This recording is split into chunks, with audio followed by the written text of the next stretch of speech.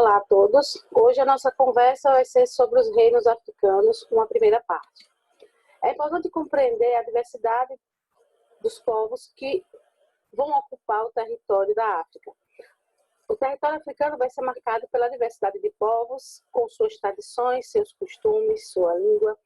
E essa diversidade vai se refletir também na sua organização social e política, onde esses povos vão ter estruturas administrativas particulares, específicas. Entre os séculos 6 e 15, existiam povos que eram nômades, vivendo em aldeias, e aqueles que também faziam parte de grandes reinos e impérios. Para compreender as atividades econômicas dentro do território africano, é importante entender como esse comércio foi organizado. Foram organizadas rotas comerciais que ficaram conhecidas como as rotas transsaarianas e que destacam a importância das práticas comerciais entre esses territórios.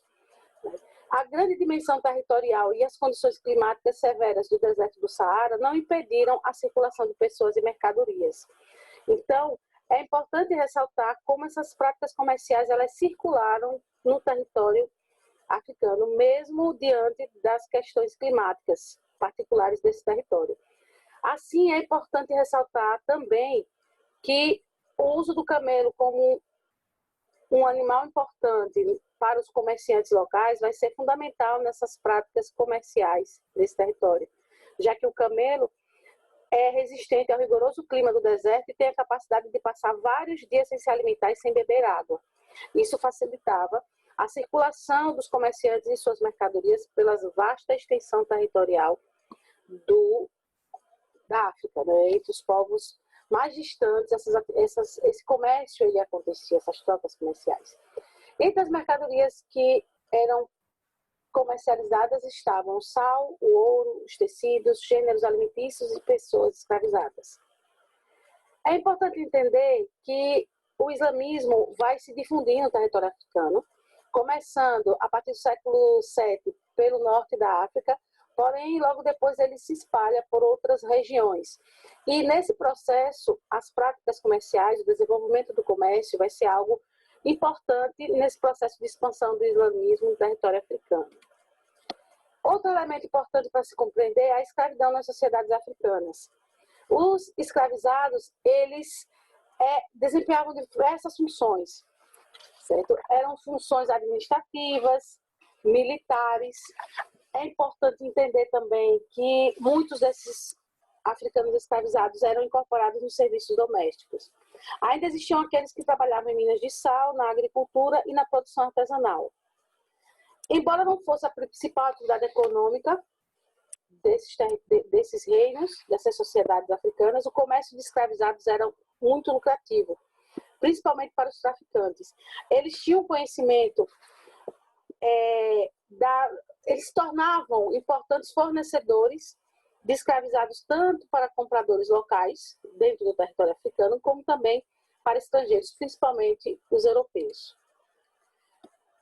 O primeiro reino que nós vamos falar, trazer algumas das principais características, vai ser o reino de Gana. O reino de Gana ele vai ser fundado no século VI por povos do deserto.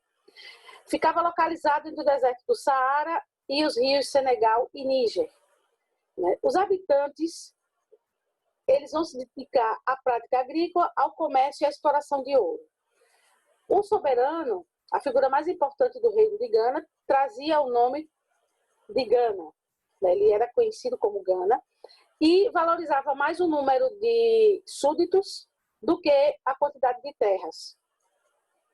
Então, ele vai ter uma diversidade de servidores, pessoas que eram incorporadas nas mais variadas funções, prestando serviços militares em épocas de guerra. E outro elemento importante era o exército do reino de Gana, que era um exército extremamente forte, tinha um número muito grande de soldados e que muitos desses soldados eram povos aliados ou subjugados, ou seja, aqueles povos que eram conquistados e incorporados ao reino acabavam sendo também incorporados ao exército do reino.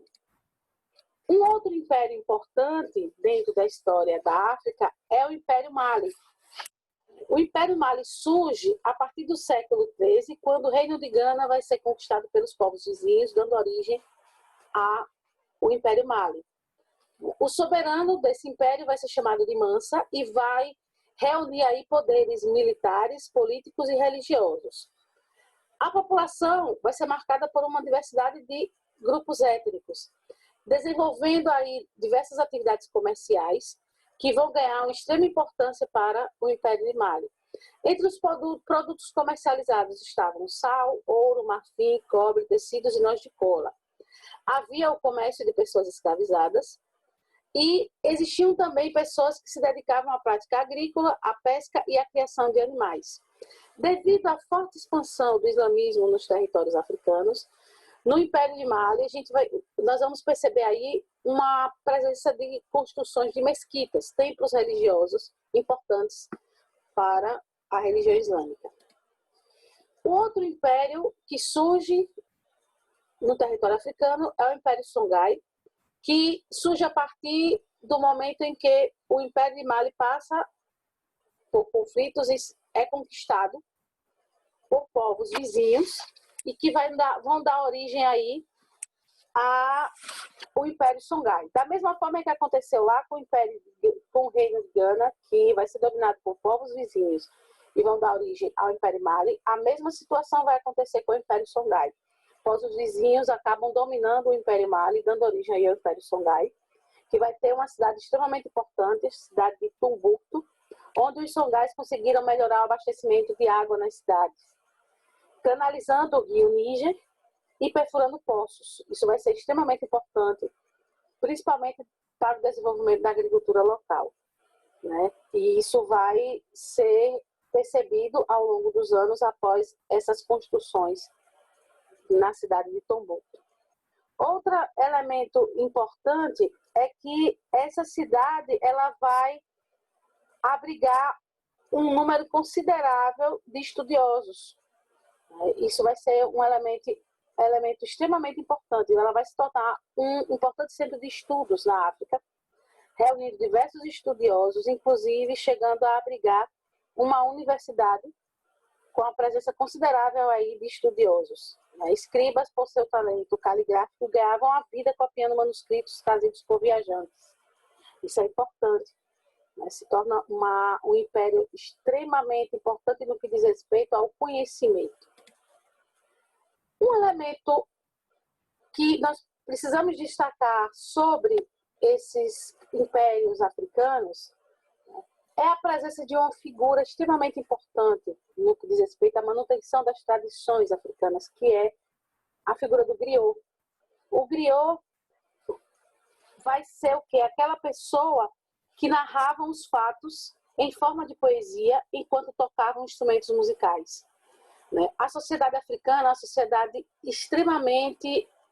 Havia uma valorização muito grande da oralidade.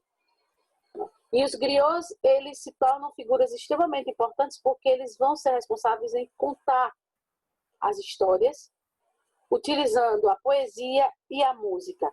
Eles narravam fatos os mais variados possíveis, principalmente fatos passados, né? Proporcionando aí um conhecimento mais amplo sobre a história local, né? Eles vão transmitir esses conhecimentos de geração a geração. Então, os griots eram figuras extremamente importantes, porque muito da história de povos como o Império Mali vai ser trazido para o conhecimento local a partir dessas figuras. Figuras extremamente importantes dentro da história dos povos africanos. Então é isso. Nessa primeira parte nós vimos aí um pouco da história dos reinos de Gana, Mali e Songhai. Qualquer dúvida, entre em contato, manda e-mail, manda mensagem, certo? E nós nos encontramos na nossa próxima conversa sobre a história. Até mais.